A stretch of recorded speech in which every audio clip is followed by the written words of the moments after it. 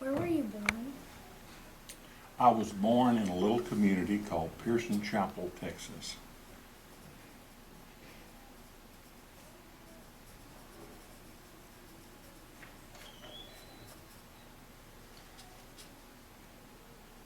What was it like at school when you were a kid? When I was a kid, you know what it's like with you, and you're in the fourth grade. Let me tell you how I got to fourth grade, okay? Back then, we didn't have kindergarten. There's no such thing, so you started first grade.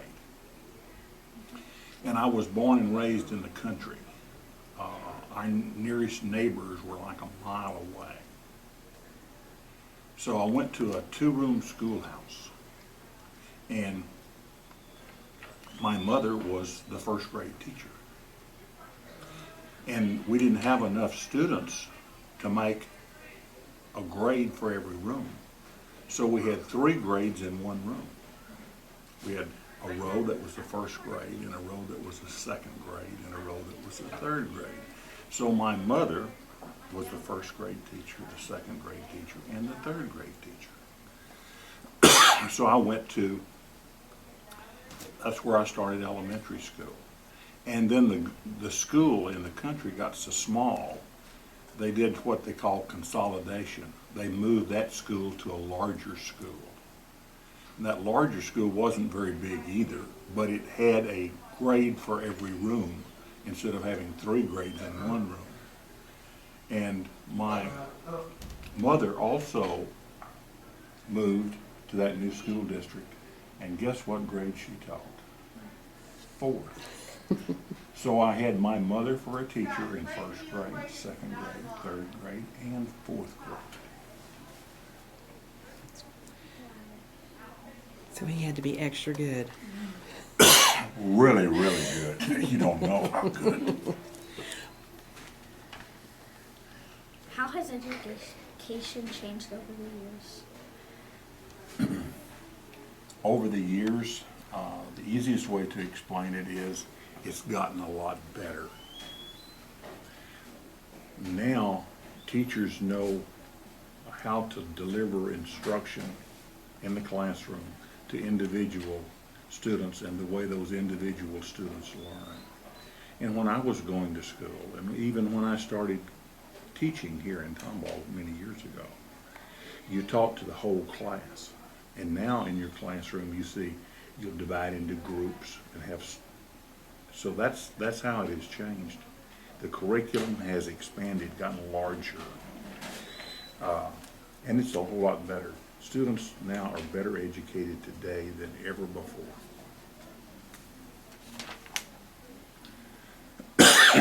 What happened when you got in trouble? I got a whipping. Back then you got whippings. And I told you my mother was the teacher. And you've heard of getting swats, where you bend over the desk and they swat you. Well, my mother didn't give swats. This is a funny story. She gave circles. Meaning when you got in trouble, which for me was about once a week, she had a board that she paddled you with. But she grabbed one hand and you had to put the other hand in your pocket, and she started hitting you. And you started going in circles. And about the 3rd circle, it got awfully warm down there. Did you play sports? Yes, I did. I played all the sports in high school. I told you it was a small high school, so I was able to participate. And actually, I played football, basketball, and ran track. And that was the only sports really in the school. And you've heard of lettering? When you're good at a sport and you get a letter jacket. I got a letter jacket my freshman, sophomore, junior, and senior year for all 4 years in all 3 sports. What part of the past do you miss the most? What part of what? The past.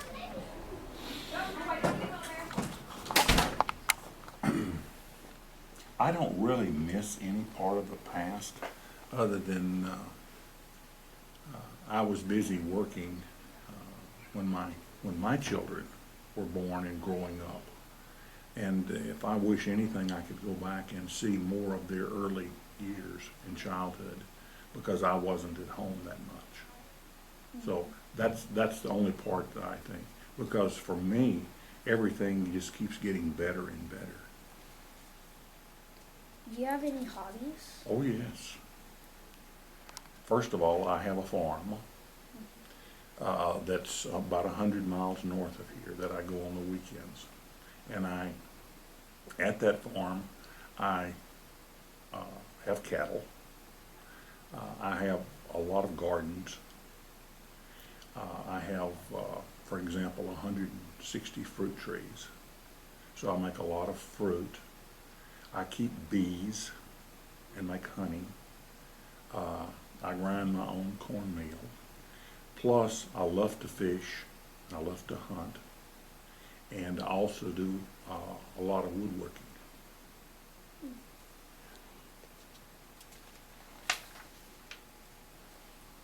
Why did you decide to go into education?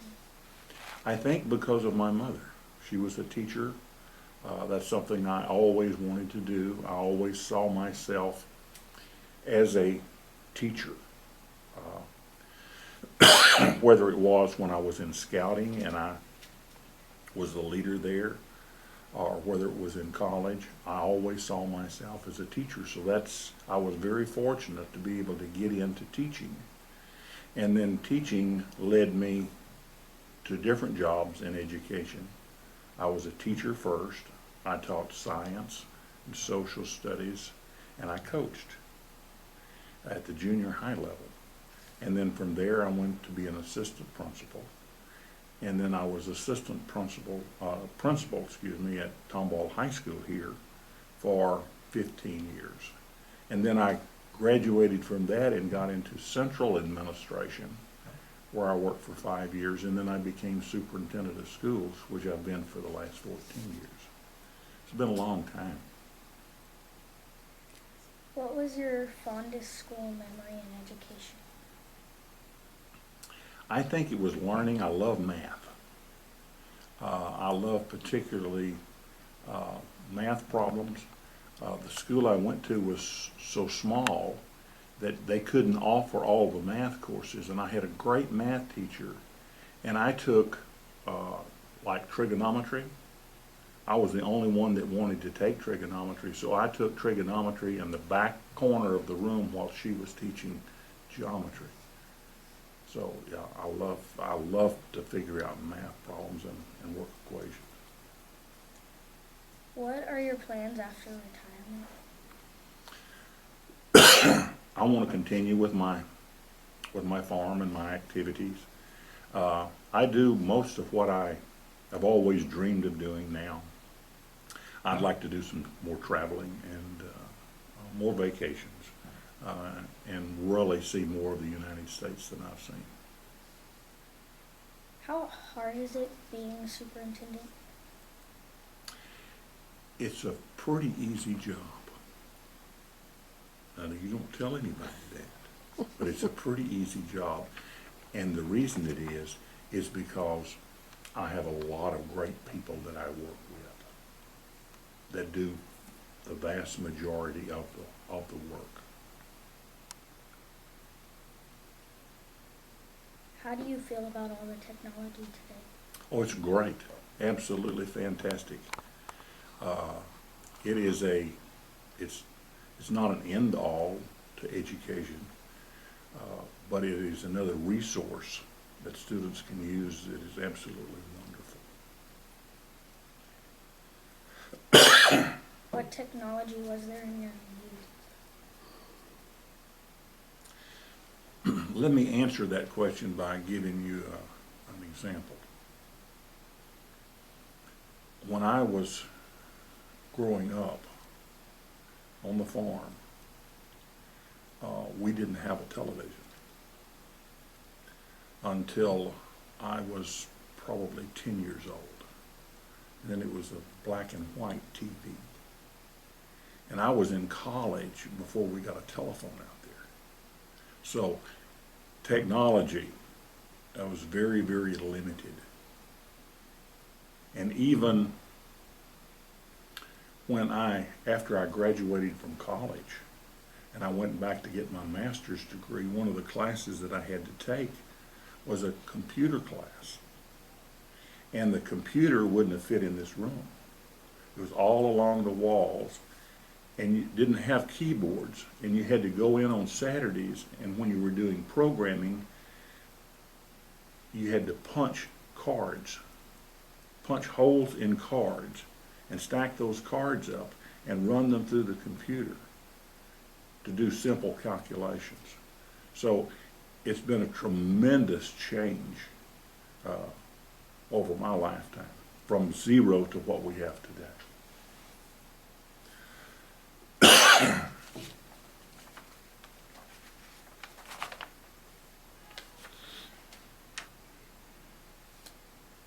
What are some changes you've seen in children growing up today?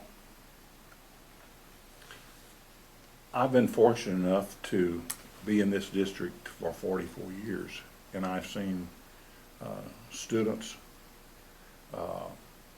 from way back there till today. There is very little change that I've seen in students. Students are basically the same. Now, they dress differently. Hairstyles are different. Their appearance is different. But the students themselves are the same. All eager to learn. You only have a very few exceptions of students that do not want to learn or cause problems. What was your favorite song growing up? Oh, goodness. I'll have to think. Song growing up. And you'll have time. We won't do the PowerPoint until April, so if you need to... Let me think about the song, and I'll try to find that for Okay. you. That'd be great. Because so many things changed while I was growing up. Because I grew up during the 50s, and then the 60s music, and of course that's, but you, okay, I'll find the song. Now we didn't listen a whole lot to music because we had no way. Mm-hmm. I remember one of my favorite Christmas presents when I was a junior in high school was a transistor radio that you could carry around with you and listen to music. Now, isn't that a whole lot different than today when you have, I don't even know what you call everything today, but you, iTunes and. What is your favorite book then and now?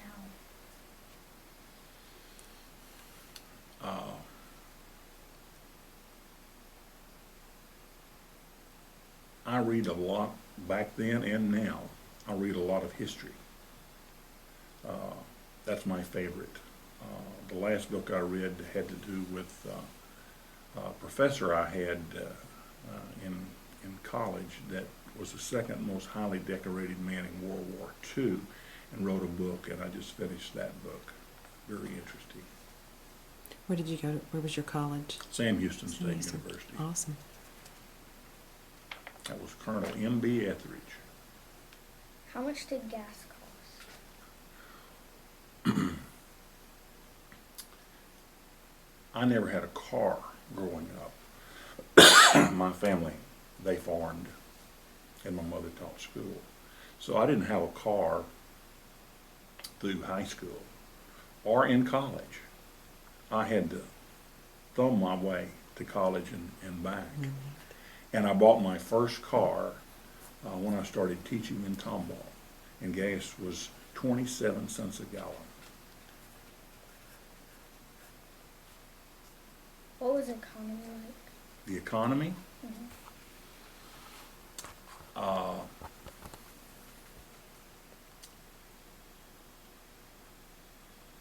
It was a lot simpler There wasn't as many things to buy. It seemed to me that that the money that you earned went further, bought more of your needs than today. But the reason I think that is because today our needs are more. We want to be entertained. We want stuff. We want electronic devices. So you had today you have more wants. It was a lot simpler.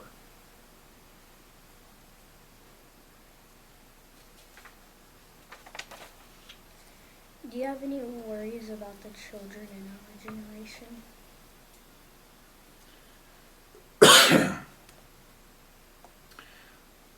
Yes, I do. But I think every generation, grown-ups, have had the same concerns. I think this generation that we have today is probably going to end up being the best generation we have ever had. I think it just keeps getting better and better and better.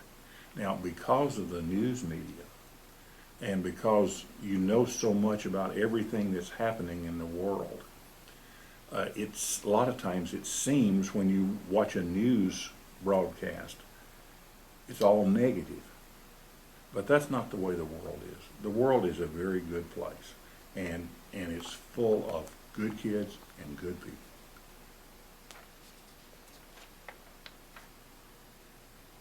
What gift of your knowledge would you want to share with a kid like me?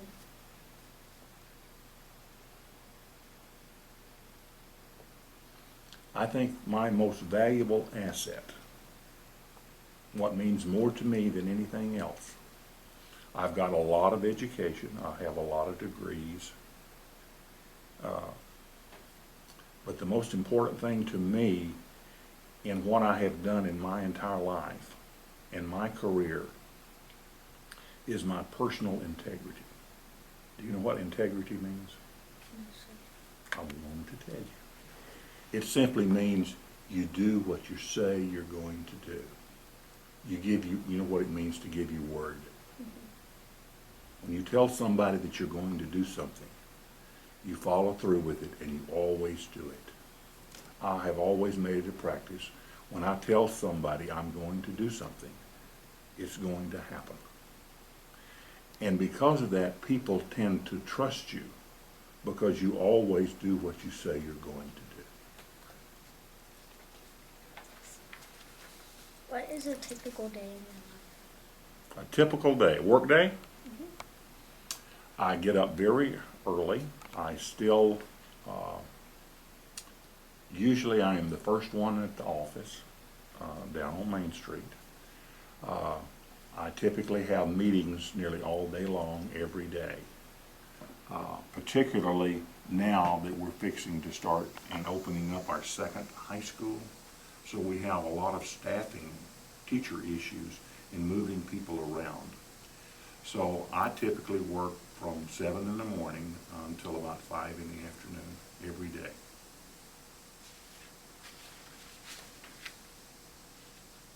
What did you want to be when you were a kid, and did you become? Yes, I did. I wanted to be a teacher. I never thought that the teaching would lead to what I'm doing today. You know, although it's an education, I never saw myself or pictured myself leading a whole district, school district. I would have been happy. The good thing about what I've done, I've been extremely happy in everything that I've done in education. I love to teach. I love being a principal of a school. And I very much enjoy being the superintendent and basically in charge of everything. Can you tell me a favorite childhood story? A childhood story. Let me think of one. We've had some mischievous childhood stories and some nice.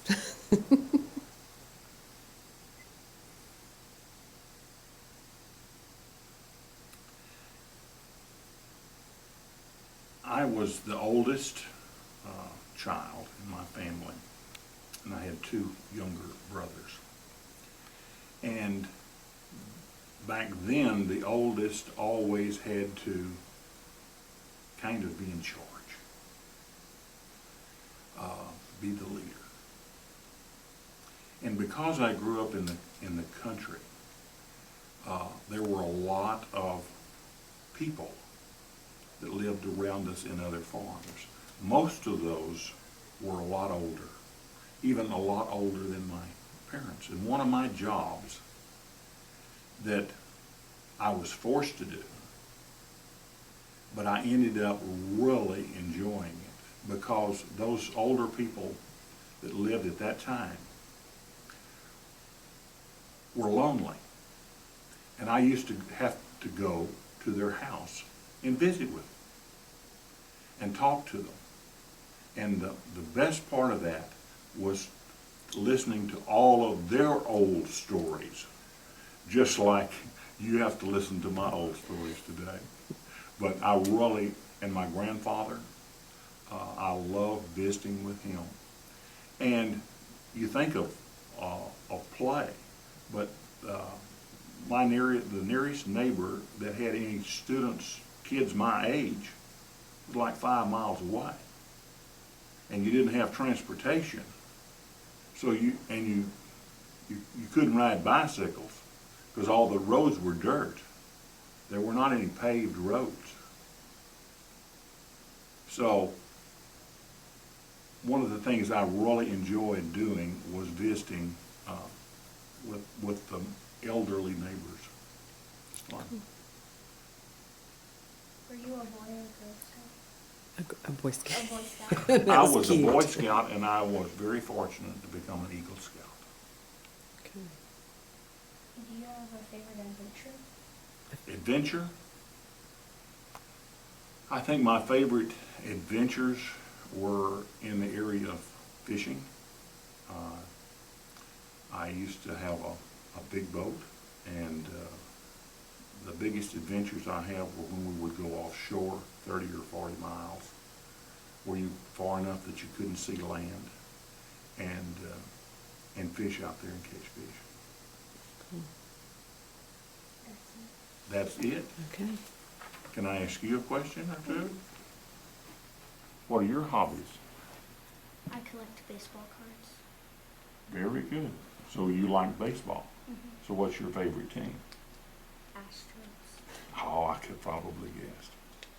Yes. See, that's one thing that my brothers were able to play were baseball, but when I was growing up, there weren't any baseball teams as far as youth of baseball. Mm-hmm. So I didn't get to throw or catch or play baseball anyway. What do you want to be when you grow up? I want to be a teacher. What kind of teacher? A math teacher. Oh, very good. That's fun. It's fun to do. Okay. Thank you, sir.